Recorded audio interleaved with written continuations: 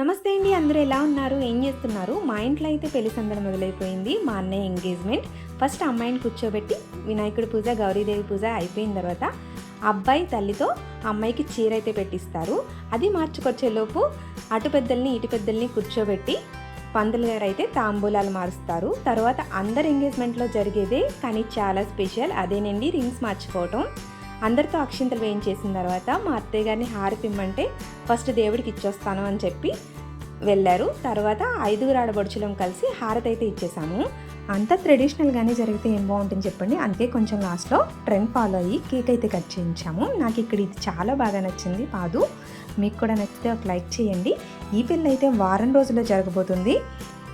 సోమవారం వినాయకుడు బియ్యం కట్టడం, గురువారం పెళ్లి కొడుకుని చేయటం, శనివారం మాకైతే సలిమర్లు ఉంటాయి, అవి కూడా చూపిస్తాను, ఆదివారం పెళ్లి చేయటం. మీకు కనుక వీడియో నచ్చితే లైక్ చేసేయండి.